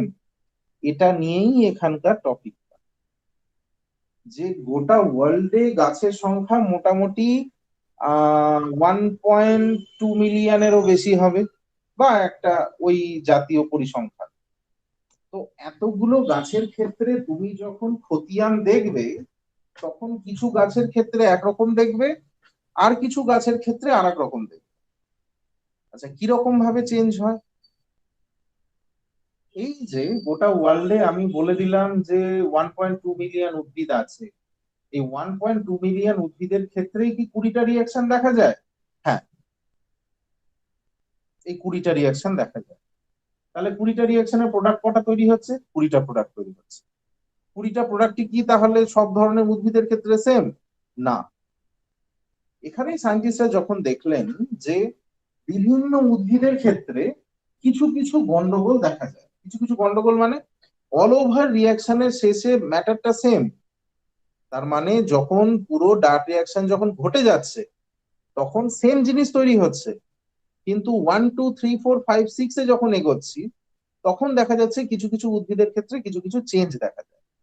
তো এই ম্যাটারটাকেই ওনারা সাজালেন। কিভাবে সাজালেন? কার্বন সংখ্যার উপর বিচার করে সাজালেন। কার্বন সংখ্যার উপর বিচার করে সাজালেন মানে তোমার মাথায় কোশ্চেন আসতে পারে, স্যার এখানে কার্বন সংখ্যা কোথা থেকে এলো? দেখো, এইগুলো জীবিত উদ্ভিদের ক্ষেত্রে হচ্ছে। তো তার মানে কি, জীবিত জীবদেহে যে সমস্ত প্রোডাক্ট আমরা দেখব সমস্ত প্রোডাক্টের মধ্যেই কার্বন থাকে।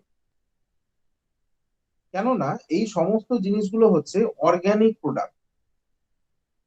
আমি যখন তোমাদের অর্গানিক পড়াবো, অর্গানিকের ক্ষেত্রে দেখবে, অর্গানিক কেমিস্ট্রি যখন পড়াবো তখন দেখবে যে সমস্ত জিনিস আমি পড়াচ্ছি সমস্ত জিনিসের মধ্যেই কার্বনটা ঢুকে আছে। তাহলে এটা কি, এটা উদ্ভিদ দেহে তৈরি হচ্ছে, তো এটাও জৈব যৌগ। তাহলে এখানেও সমস্ত প্রোডাক্টের মধ্যে তুমি কার্বন পাবে। কেন? কেন এগুলো ওই যৌগ। কোন যৌগ? Organic, organic compound. তাই যদি হয় তাহলে প্রত্যেকটা যৌগের মধ্যে কার্বন থাকছে। ওনারা কার্বনের সংখ্যাকে বিচার করলেন। কোন কার্বনের সংখ্যা বিচার করলেন? ওই প্রথম উৎপাদিত যৌগের কার্বন সংখ্যা বিচার করলেন। তার মানে প্রথম রিয়াকশনে যে কম্পাউন্ডটা তৈরি হচ্ছে তাতে তার মধ্যে কার্বন কটা আছে। এবার কিভাবে ওটা হয়, যেমন ধরে নাও একটা এক্সাম্পল, C6H12O6, এটা কি গ্লুকোজ। এটা আমরা সবাই জানি, এটা নর্মালি সব জায়গাতে লেখা হয়। তো এখানে কার্বন কটা আছে?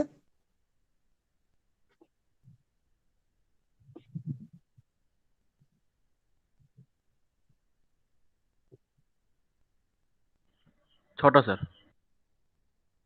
6টা কার্বন আছে। তাহলে এটা 6 কার্বন বিশিষ্ট। তো এরকম ভাবে ওনারা এমন কিছু প্রোডাক্টকে নিলেন তার মধ্যে কার্বন সংখ্যা কটা আছে সেই হিসেবে বিচার করে ডার্ক রিয়াকশনকে ওনারা ভাগ করলেন। কিভাবে ভাগ করলেন দেখো এখানে কি লেখা আছে। Dark dark reaction was first of all established by F.F. Blackman.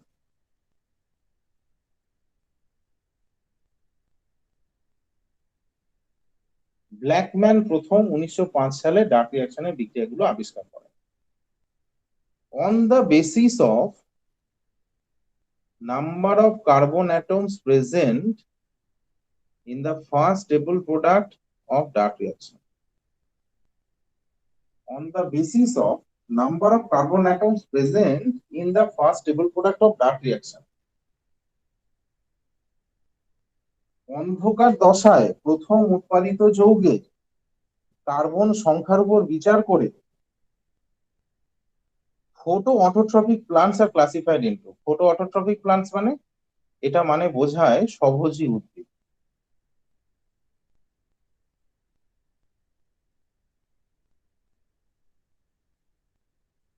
R classified into C3, C4 and CAM plants. তাহলে কি বলছে? On the basis of number of carbon atoms present in first stable product of dark reaction. Dark রিয়াকশনে প্রথম উৎপাদিত যৌগের carbon সংখ্যা কটা আছে তার উপর বিচার করে ওনারা 3 ধরনের উদ্ভিদকে আলাদা করলেন। তো তাই যদি হয় তাহলে ওনারা আলাদা করলেন কি? C3। ওনারা আলাদা করলেন কি? C4। আর কি? ক্যাম। তাই তো। এবার C3 এর ক্ষেত্রে প্রথম উৎপাদিত যৌগ 3 কার্বন যুক্ত, 3 কার্বন কম্পাউন্ড।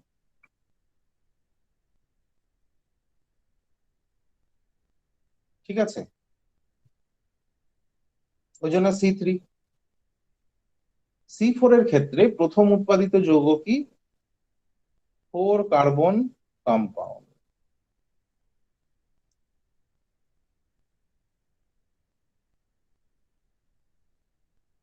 ঠিক আছে। আর ক্যাম, ক্যাম কি? ক্যাম কিছু স্পেশাল ধরনের উদ্ভিদ। এবার বলো, আমি এতক্ষণ যেটা বললাম এই যে C3 C4 আর ক্যাম জাতীয়, সেটা কোথায় সমস্যা আছে?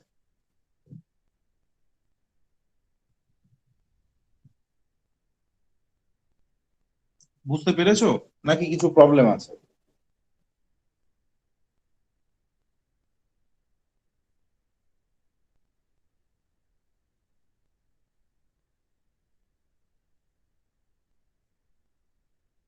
আরেকবার রিপিট করে দেবেন স্যার? হ্যাঁ, এবার তুমি একটু বলো যে তুমি কি বুঝলে, তাহলে আমি সেরকম ভাবে বলবো। আমি কি বললাম যে 20 ধরনের যে রিয়াকশন, এবার 20 ধরনের রিয়াকশনের মধ্যে তুমি কি বুঝলে সেইটা বলো একটু।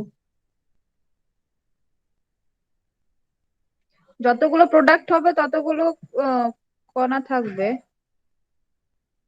তো এখানে C3 প্ল্যান্টস অনুযায়ী তো 3টে কার্বন আছে, তো 3টে কার্বন কম্পাউন্ড হলো। সেক্ষেত্রে সেইভাবে 4C আর ক্যামটা জানি।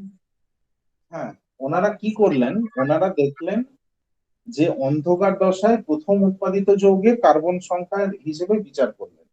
আমি কি বললাম, যতগুলো প্রোডাক্ট তৈরি হচ্ছে সমস্ত প্রোডাক্টের মধ্যেই কার্বন সংখ্যা থাকছে। এবার সমস্ত প্রোডাক্ট তো আর বিচার করা সম্ভব নয়। এবার প্রত্যেকটা গাছের ক্ষেত্রে যদি 20টা করে রিয়াকশন দেখে তাহলে তো মাথা খারাপ হয়ে যাবে। সেটা হিসেব করা কোনোভাবেই সম্ভব নয়। কিন্তু সম্ভব তাহলে কোনটা? যদি একটা করে রিয়াকশন যদি দেখা যায়, তো ওনারা তাই করলেন, ইচ অ্যান্ড এভরি উদ্ভিদের ক্ষেত্রে একটা করে রিয়াকশন দেখলেন। প্রথম রিয়াকশন, এবার প্রথম রিয়াকশনে যে প্রোডাক্টটা তৈরি হচ্ছে তাতে কটা কার্বন সংখ্যা আছে। এবার প্রথম যে রিয়াকশন দেখা হলো তাতে কার্বন সংখ্যা পাওয়া গেল 3টে, কোনোটার ক্ষেত্রে 4টে, আর কিছু স্পেশাল ধরনের উদ্ভিদকে আলাদা করা হলো। তো যে ধরনের উদ্ভিদে 3টে করে কার্বন আছে, মানে প্রথম উৎপাদিত যৌগের, তো সেটাকে একটা গ্রুপের মধ্যে ফেলা হলো। সেটা কি? সেটা হচ্ছে C3। এবার ধরে নাও প্রথম উৎপাদিত যৌগের কার্বন সংখ্যা যদি 4টে হয়, তাহলে ওটাকে আরেকটা গ্রুপে ফেলা হলো, সেটাকে বলছে C4। আর কিছু স্পেশাল ধরনের উদ্ভিদকে আলাদাভাবে রাখা হলো, সেটাকে বলা হচ্ছে ক্যাম। বুঝতে পারলে?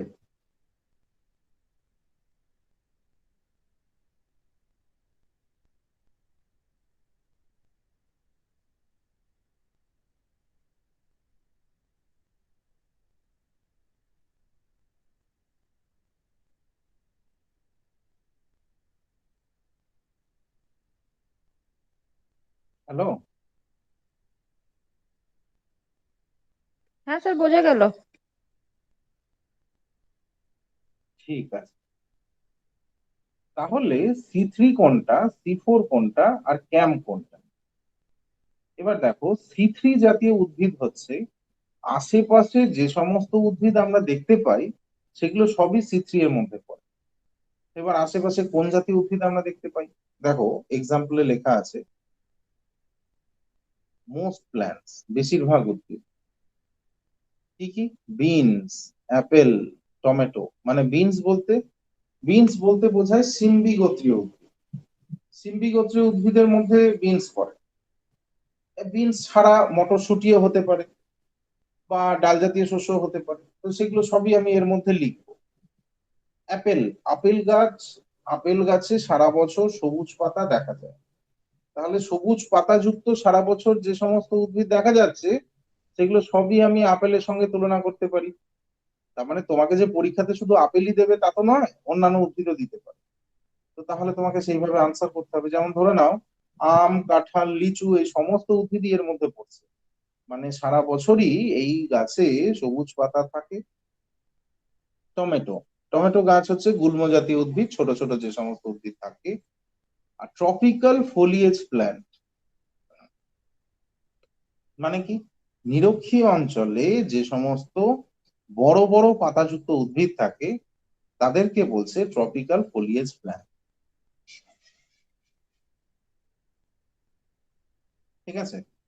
তাহলে কি বললাম, নিরক্ষীয় অঞ্চলে বড় বড় পাতাযুক্ত যে সমস্ত উদ্ভিদ থাকছে, যেমন ধরো না শাল, সেগুন, সেই সবই ট্রপিক্যাল ফোলিয়েজ প্ল্যান্টের মধ্যে পড়ছে। আচ্ছা, এবার যেহেতু C3, তাহলে ফার্স্ট স্টেবল প্রোডাক্ট, প্রথম উৎপাদিত যৌগ কি? 3 কার্বন কম্পাউন্ড, 3 কার্বন যুক্ত যৌগ। কি নাম তার? ফসফোগ্লিসারিক অ্যাসিড বা PGA। স্যার ভালো এই কথা। ফোলিয়েজ প্ল্যান্টস গুলো যেগুলো বলছেন শাল সেগুন, মানে কি মানে ওই গাছের ছাল ত্যাগ করে বলে কি ফোলিয়েজ বলছেন? না না না, ফোলিয়েজ বলতে পাতা সম্পর্কিত ব্যাপার, এদের পাতা অনেক বড়, মানে নর্মালি পাতার থেকে এদের পাতা বড়, তাই ফোলিয়েজ কথাটা এখানে আছে।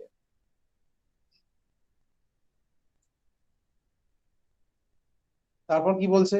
The yield of C3 plant, মানে C3 প্ল্যান্টের উৎপাদন increased by increase CO2 in atmosphere.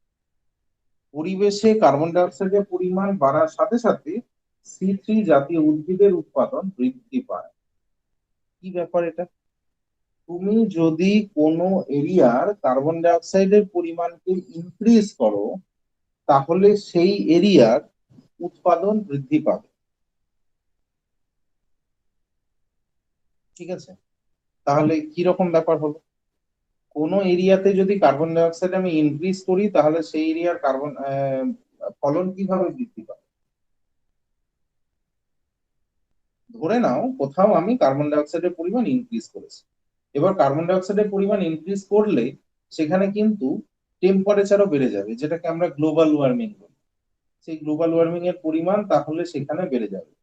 এবার যদি সেখানে গ্লোবাল ওয়ার্মিং এর পরিমাণ বেড়ে যায়, তাহলে কিন্তু উৎপাদন কমে যায়। তাহলে এটা কেন লেখা আছে? এটা শুধুমাত্র সম্ভব, শুধুমাত্র কোথায় সম্ভব? এটা ল্যাবরেটরি কন্ডিশনে সম্ভব। ল্যাব কন্ডিশনে শুধুমাত্র আমরা কার্বন ডাই অক্সাইডের পরিমাণকে ইনক্রিজ করেও সমস্ত কিছুকে মেনটেন করে কি বলবো, ফটোসিনথেসিসের রেট বাড়াতে পারি, তাহলে সেখানে ইল্ড বেশি হবে, উৎপাদন বেশি হবে। তাহলে এটা শুধুমাত্র ল্যাবরেটরিতে সম্ভব।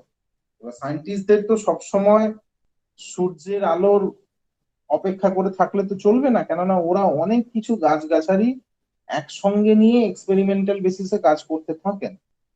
এবার তখন তারা এইভাবে ব্যাপারটাকে মেনটেন করে থাকে। এবার দেখো C4 প্ল্যান্ট। C4 প্ল্যান্ট কোনগুলো? C4 প্ল্যান্ট অপেক্ষাকৃত বেশি উষ্ণতায় জন্মায়। বেশি উষ্ণতায় জন্মায় যে সমস্ত উদ্ভিদ, তাদেরকেই বলছে C4 প্ল্যান্ট। এক্সাম্পল কি আছে? এক্সাম্পল বলছে সাম গ্রাসেস, মানে কিছু ঘাস জাতীয়। মানে দেখো এখানে সুগার কেন, সুগার কেন হচ্ছে ঘাস জাতীয়। স্যাকারাম অফিসিনালাম। কর্ন, কর্ন হচ্ছে জিয়া মেইজ। সায়েন্টিফিক নেম গুলো মাথায় রাখবে। অয়েল সিড, অয়েল সিডকে আমি ভুল করে এখানে সুগার কেন লিখে দিয়েছি, এটা হবে সরঘাম। SORGHUM। খাতায় যারা লিখেছো একটু কারেকশন করে নাও। সরঘাম, সরঘাম হচ্ছে অয়েল সিডের বিজ্ঞানসম্মত নাম। ঠিক আছে?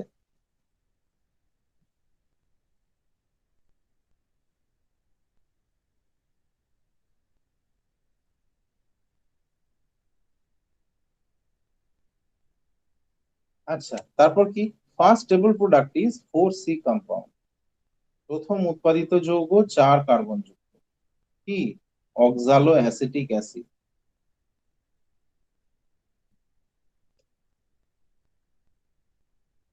তোমাদের নেক্সট উইকে ক্লাস থাকবে আমার?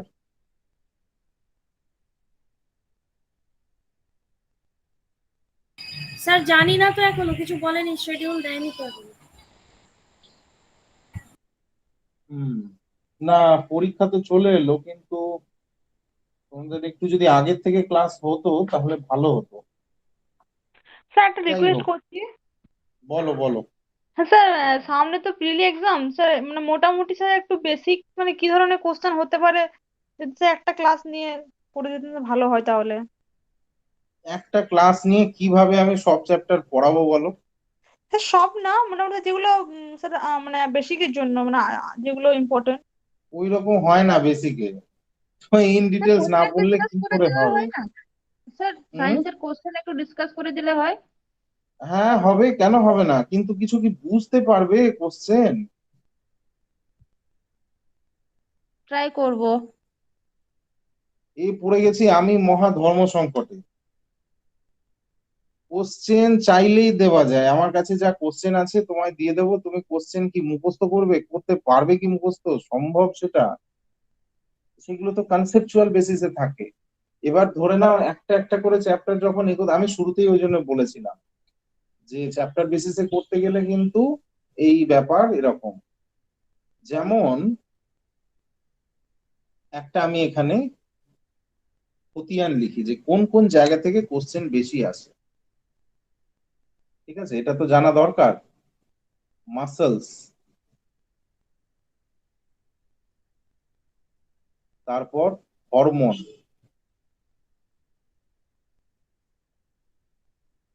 এটা লিখে রাখো তোমরাও।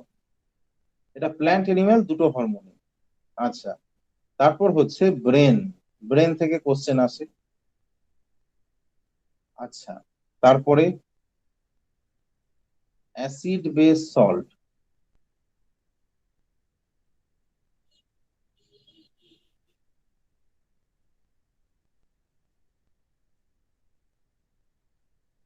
Metals,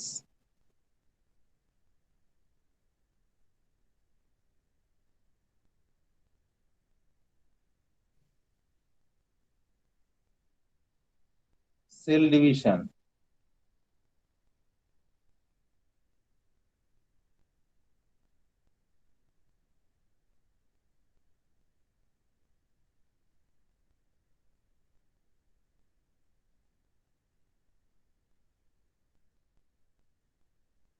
plant morphology.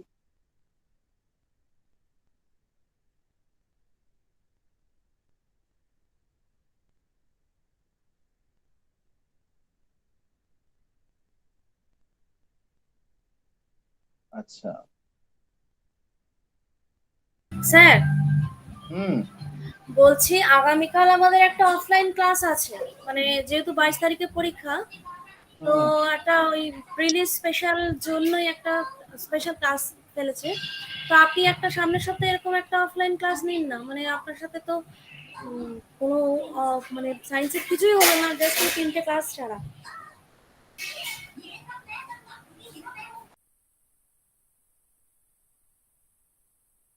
নেক্সট উইকে যদি যাওয়া যায় আমি যাব,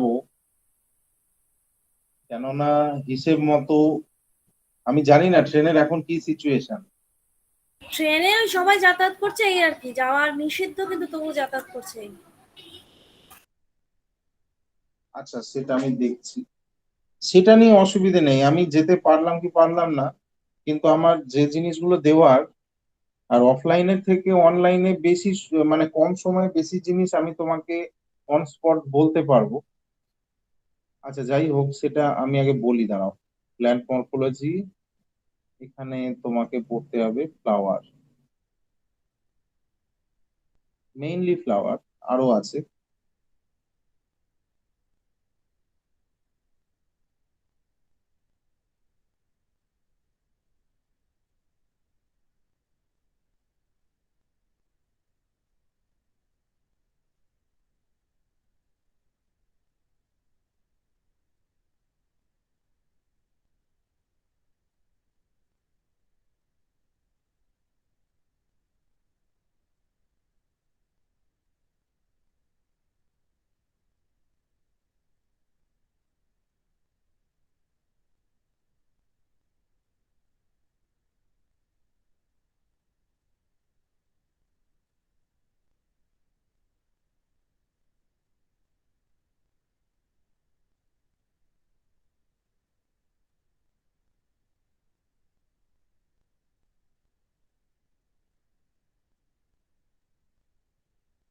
এই হচ্ছে মোটামুটি একটা জায়গা যার মধ্যে কোশ্চেন ঘোরাফেরা করে। মানে খুব কেটে ছেঁটে লিখলে ঠিক আছে। এবারে আমরা এখানে আছি, আচ্ছা রেডিও অ্যাক্টিভিটি আমি লিখিনি।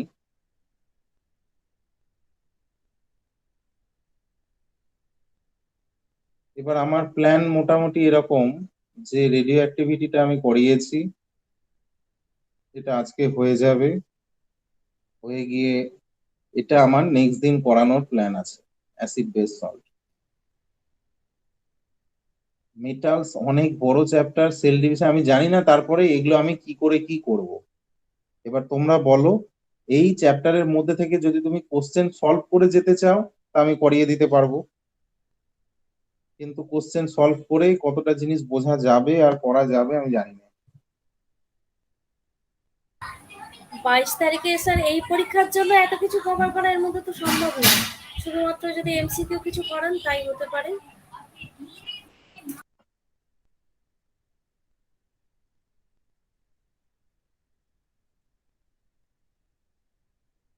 আচ্ছা,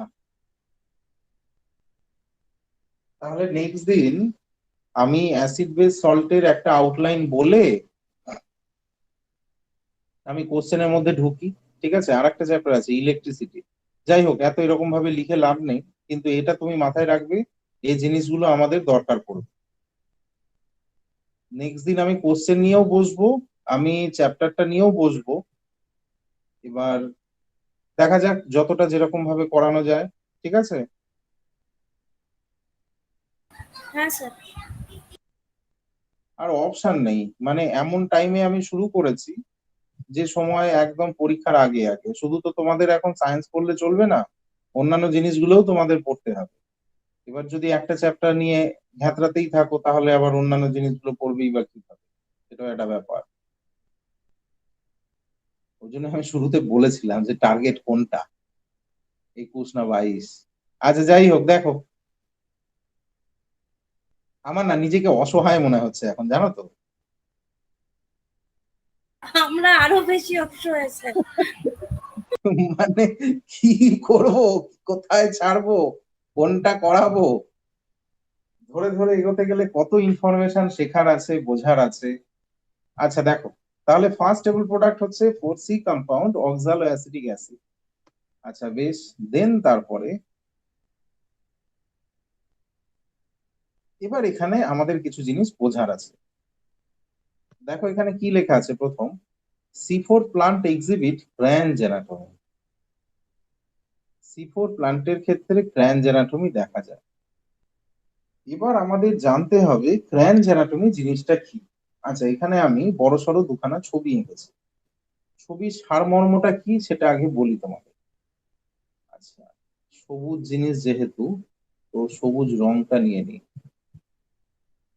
হ্যাঁ, এবার দেখো C3 লিভস, প্রথমে আছে C3 উদ্ভিদের পাতার অন্তর্গঠন, তারপরে আছে C4 উদ্ভিদের পাতার অন্তর্গঠন। মানে পাতাকে যদি আমি প্রস্থচ্ছেদ করি তাহলে আমি ভেতরে এই জিনিসগুলো দেখতে পাবো। ভালো কথা, কি কি জিনিস দেখা যাচ্ছে, এটা হচ্ছে পাতার উপরের তল আর এটা হচ্ছে পাতার নিচের তল। দেখতে পাচ্ছ অ্যারো চিহ্ন, সবুজটা খুব হালকা কিন্তু পয়েন্টিং এ কাজে লাগবে আমার এখানে। যাই হোক, আর এখানে কিছু লম্বা লম্বা কোষ আছে উপরের দিকে, আর নিচের দিকে গোল গোল কোষ আছে।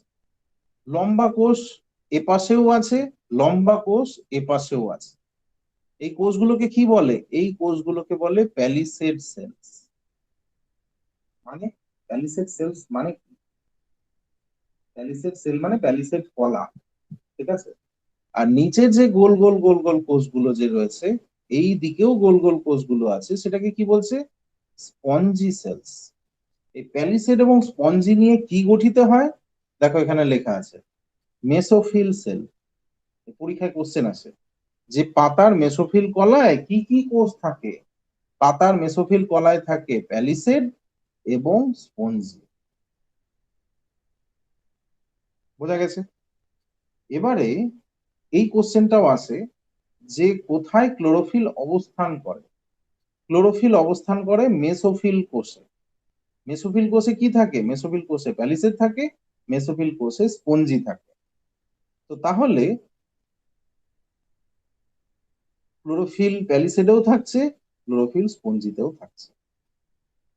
তো এই হচ্ছে ব্যাপার। মেসোফিল কোষ দু ধরনের কোষ নিয়ে গঠিত, প্যালিসেড এবং স্পঞ্জি। এবার মাঝে গোল মতন একটা জায়গা আছে, এটা কি? এটা হচ্ছে পাতার মধ্যশিরা। এই যে গোল মতো জায়গা, এটা হচ্ছে পাতার মধ্যশিরা। এখানে কি থাকে? এখানে থাকে জাইলেম ফ্লোয়েম। জাইলেম ফ্লোয়েমকে একসঙ্গে কি বলে? জাইলেম ফ্লোয়েমকে একসঙ্গে বলে ভাস্কুলার বান্ডিল বা নালিকা বান্ডিল। এটা কি? এটা ওদের সংবহন তন্ত্রের মধ্যে পড়ছে। জাইলেম কি কাজ করে? এখানে দেখো, জাইলেম দিয়ে তীর চিহ্ন দেওয়া আছে উপর দিকে। এরা মাটি থেকে জল পাতায় পৌঁছে দেয়। আর ফ্লোয়েম কি করে?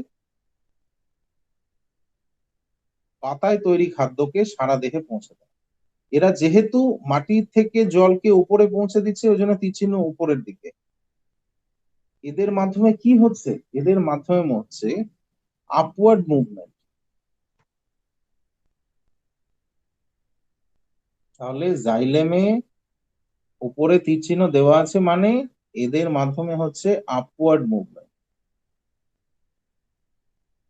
আর এদের মাধ্যমে হচ্ছে ডাউনওয়ার্ড মুভমেন্ট।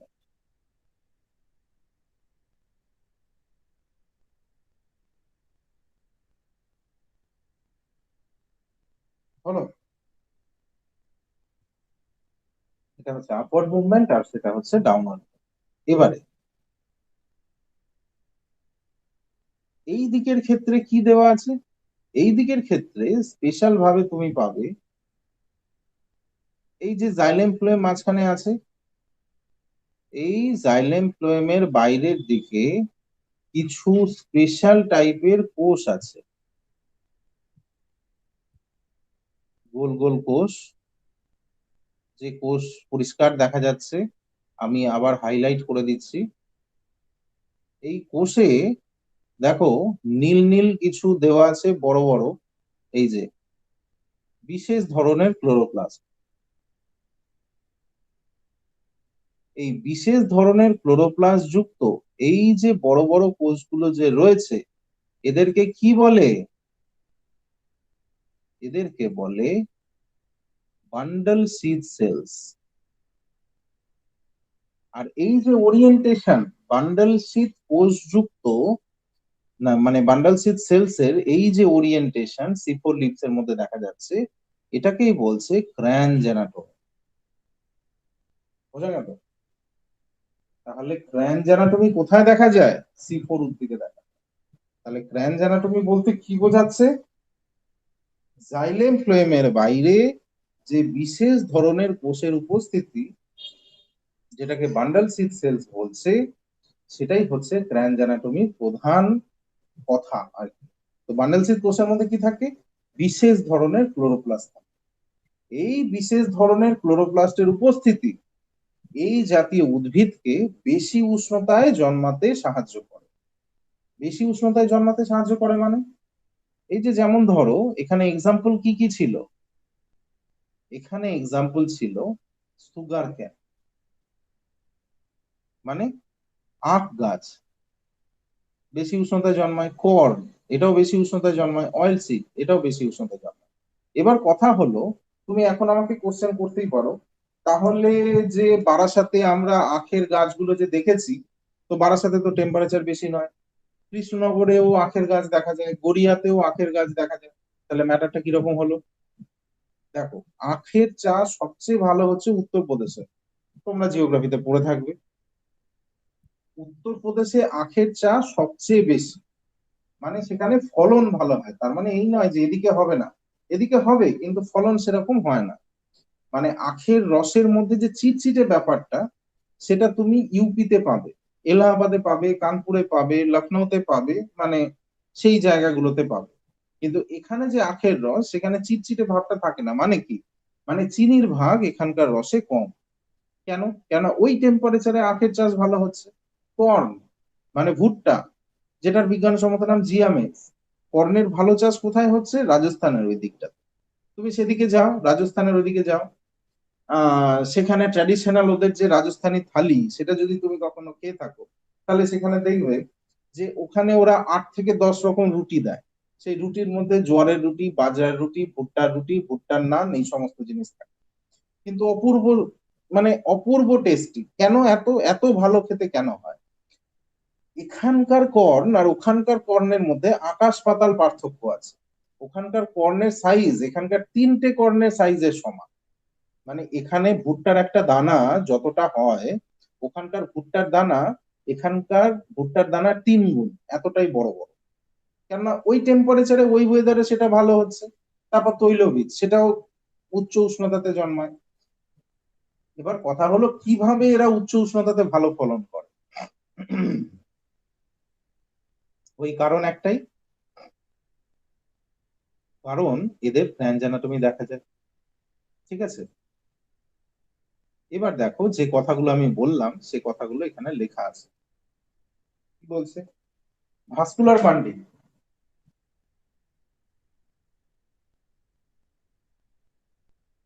যেটাকে বলছে xylem phloem in C4 plants is surrounded by a layer of special type of chloroplast is called bundle sheath cells. তার মানে ভাস্কুলার বান্ডিল, ব্র্যাকেটে লেখা আছে xylem phloem in C4 plant. C4 প্লান্টের ক্ষেত্রে জাইলেম ফ্লোয়েম এক বিশেষ ধরনের কোষের আবরণী দ্বারা আবৃত থাকে, সেটাকে বলছে বান্ডল শীথ সেলস। এখানে কি থাকে? স্পেশাল টাইপের ক্লোরোপ্লাস্ট থাকে। In those cells special type of chloroplast are seen, বিশেষ ধরনের ক্লোরোপ্লাস্ট থাকছে। সেখানে কি অ্যাবসেন্ট থাকে? সেখানে PS2 ইজ অ্যাবসেন্ট, এখানে PS2 থাকে না। This phenomenon is called Kranz anatomy, এটাকে ক্র্যাঞ্জ অ্যানাটমি বলছে। হলো, পরীক্ষায় কোশ্চেন আসে ক্র্যাঞ্জ অ্যানাটমি কোথায় দেখা যায়। হ্যাঁ বলো, কিছু বলছিলে?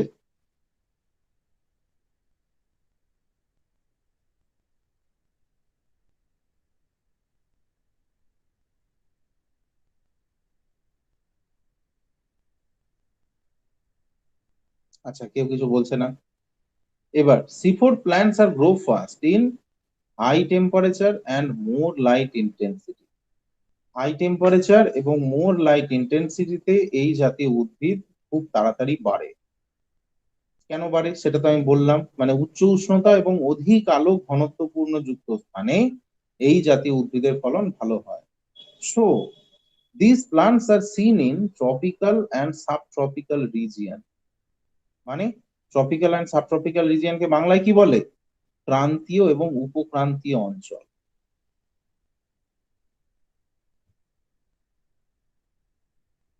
ক্রান্তীয়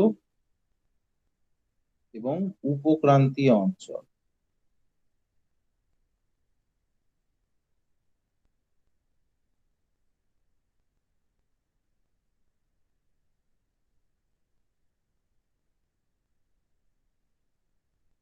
আচ্ছা, এই হলো।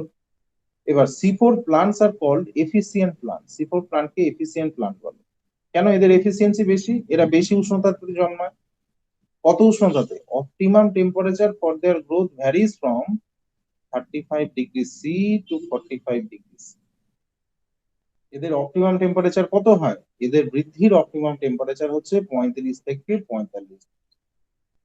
তারপর the photosynthetic yield of C4 plants, C4 প্লান্টের photosynthetic yield কত? 2 to 3 times more than C3 plant। মানে এই জাতীয় উদ্ভিদের উৎপাদন C3 উদ্ভিদের উৎপাদন অপেক্ষা 2 থেকে 3 গুণ বেশি হয়। ঠিক আছে, তাহলে C4 উদ্ভিদের উৎপাদন C3 উদ্ভিদের উৎপাদন অপেক্ষা 2 থেকে 3 গুণ বেশি হয়। আচ্ছা, কেন 2 থেকে 3 গুণ বেশি হয়? কেননা এদের ক্ষেত্রে ক্র্যাঞ্জ অ্যানাটমি দেখা যায়। এবার বলো, আমি যেটুকু বললাম সেখানে কিছু বুঝতে অসুবিধে আছে কি নেই? না স্যার। আচ্ছা, কোনো সমস্যা নেই এখানে। এবারে তারপরে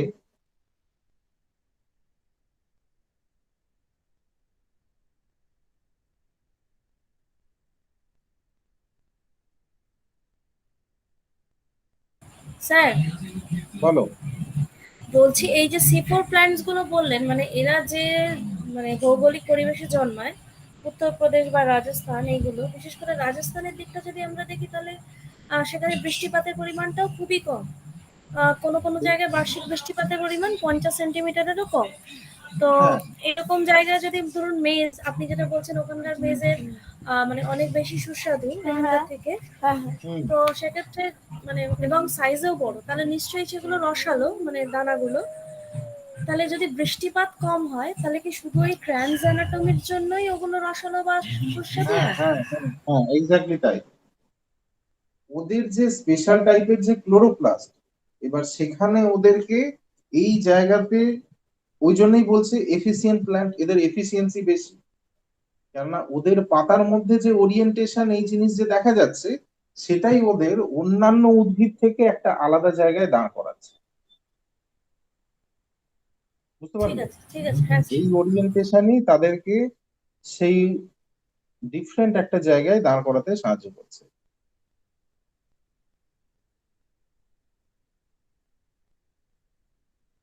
আচ্ছা আচ্ছা, একটু দাঁড়াও।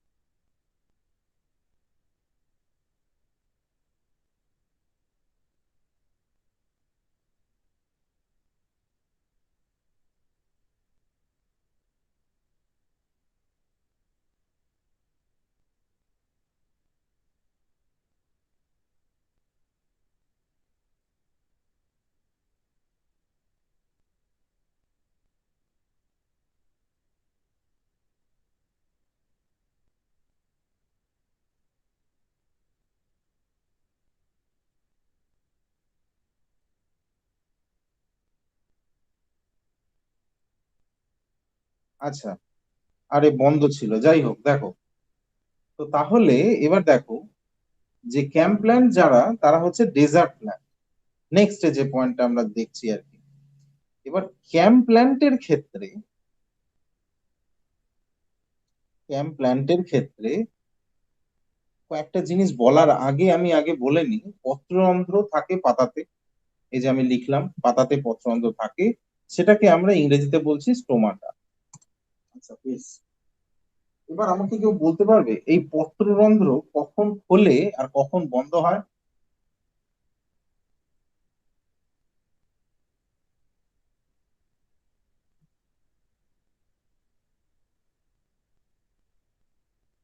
পত্ররন্ধ্র কখন খোলে কখন বন্ধ হয়?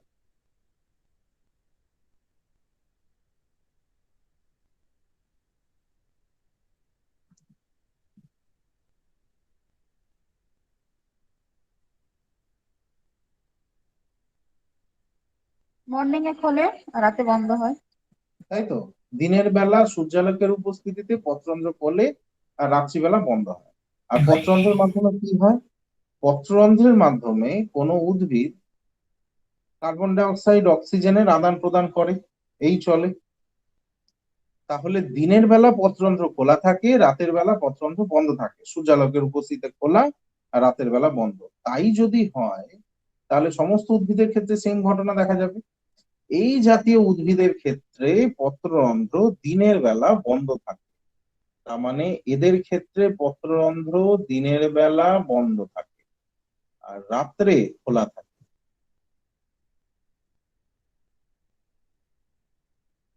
কেন এরকম অ্যাডাপ্টেশন?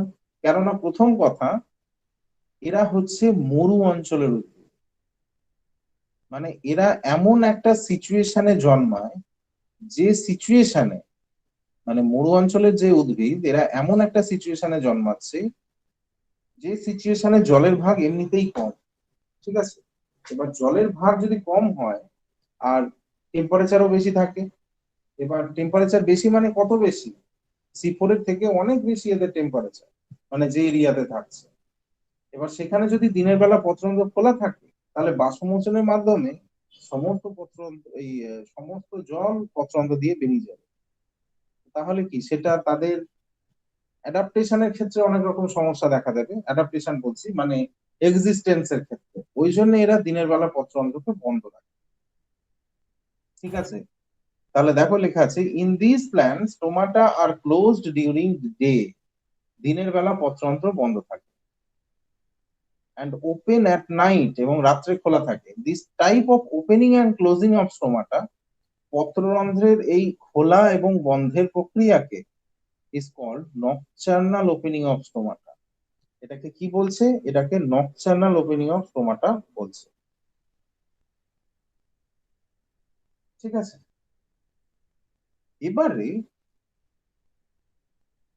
তাহলে নকচার্নাল ওপেনিং অফ স্টোমাটা কিসের জন্য হয়? দেখো এখানে লেখা আছে this is an adaptation to conserve water, জল সংরক্ষণের জন্য এদের এইরূপ অভিযোজন লক্ষ্য করা যায়। তাহলে এটা কি ধরনের অ্যাডাপ্টেশন? এটা হচ্ছে জেরোফাইটিক অ্যাডাপ্টেশন। ক্যাম্প প্ল্যান শোজ জেরোফাইটিক অ্যাডাপ্টেশন। তাহলে ক্যাম্প প্ল্যান জেরোফাইটিক অ্যাডাপ্টেশন শো করে।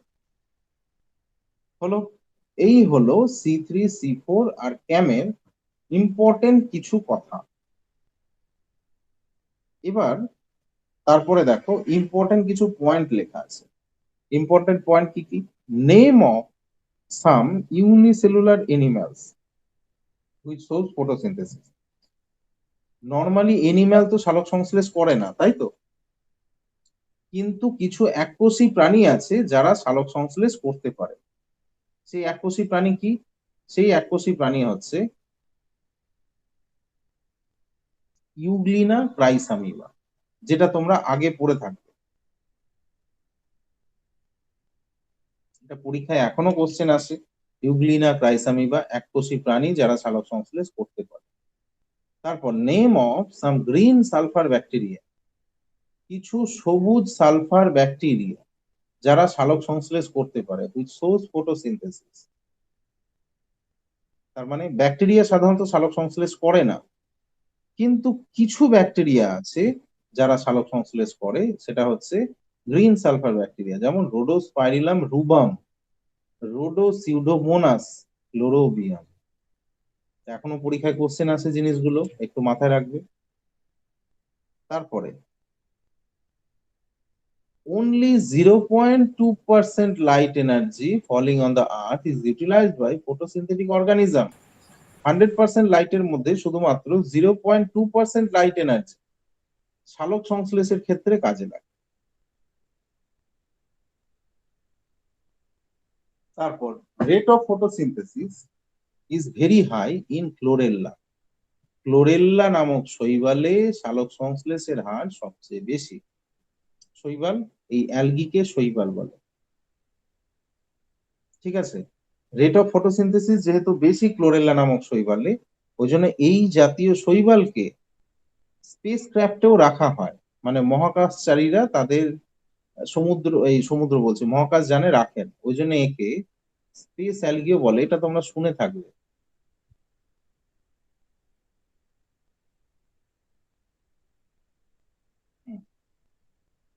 তারপরে কি আছে? DCMU, dichloromethyl urea, is used as weedicides. Weed মানে কি?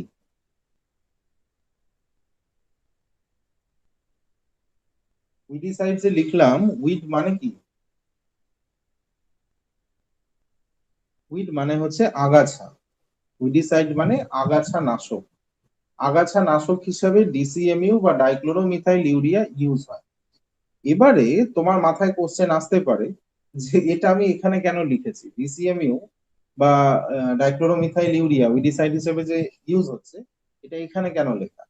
অ্যাকচুয়ালি ডিসিএমইউ এই পাতার ক্লোরোফিলের কার্বন ডাই অক্সাইড কনজাম্পশন ক্ষমতাকে কমিয়ে দেয়, বুঝতে পারলে, বা বন্ধ করে দেয়। মানে তুমি যখন এটাকে ডিসিএমইউ কে স্প্রে করবে কোনো গাছের পাতাতে, তখন সে ও গাছের পাতার কার্বন ডাই অক্সাইড গ্রহণ করার ক্ষমতাকে নষ্ট করবে।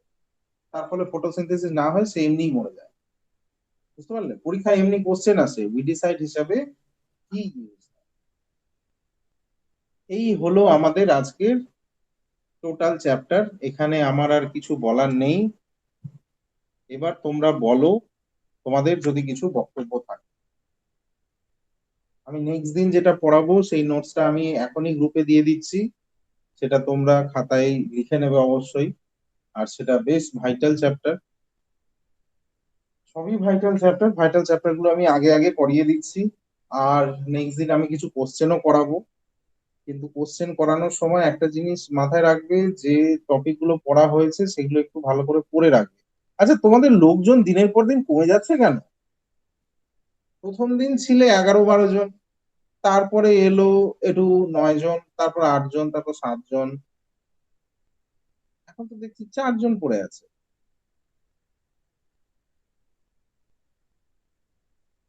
তোমাদের ইন্টারেস্ট দেখেই আমি কিন্তু সন্ধ্যের টাইমটা অ্যারেঞ্জ করে রেখেছি, না হলে আমি আবার সেই 12টাতে চলে যাব। 12টা হলে আমার ভীষণ সুবিধে।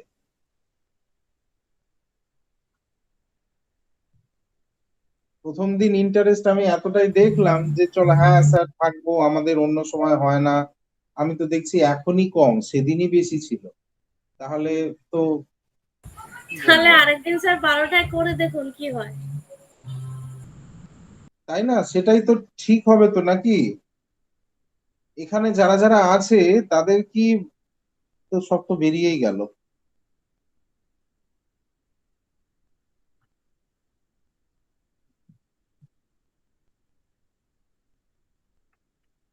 যাই হোক, এই হচ্ছে ব্যাপার। তো ঠিক আছে, এটাকে তোমরা তোমাদের মতো করে ঠিকভাবে পড়ে নেবে। কোথাও সমস্যা থাকলে আমাকে বলবে। আর হ্যাঁ বলো, এখন যদি কিছু বলার থাকে। নেক্সট টপিক কি স্যার? নেক্সট টপিক হচ্ছে অ্যাসিড বেস সল্ট। আচ্ছা, অ্যাসিড বেস সল্ট আমি পাঠিয়ে দিচ্ছি এখনই।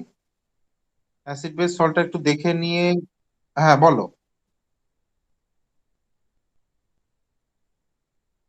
হ্যালো।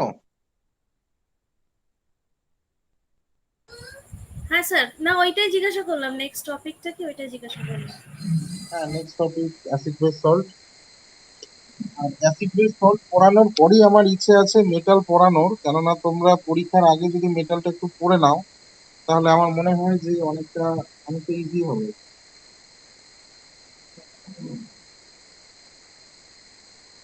যাই হোক, ঠিক আছে তাহলে আজকে এতটাই থাকলো। নেক্সট দিন আমি শনিবারের আগেই একটা দিন অ্যারেঞ্জ করছি, ঠিক আছে? এবার যেহেতু পরীক্ষা এগিয়ে এসছে, ওই জন্য টাইম আর সেরকম না দেখে আমার যেদিন দুপুরবেলা থাকবে সেটা আমি সেরকম ভাবে দুপুরবেলাতেই বলে দেবো, ঠিক আছে? এবার তোমরাও একটু তোমাদের মতো করে টাইমটা অ্যারেঞ্জ করে সেদিন জয়েন করো। আর যে কেউ, মানে যদি বাই চান্স কেউ জয়েন করতে না পারে, মানে এই 10 জনের মধ্যে যদি কেউ ধরে নাও স্কিপ করে গেল, তাহলে সে সেটার জন্য রেকর্ডিংটা দেখে নেবে।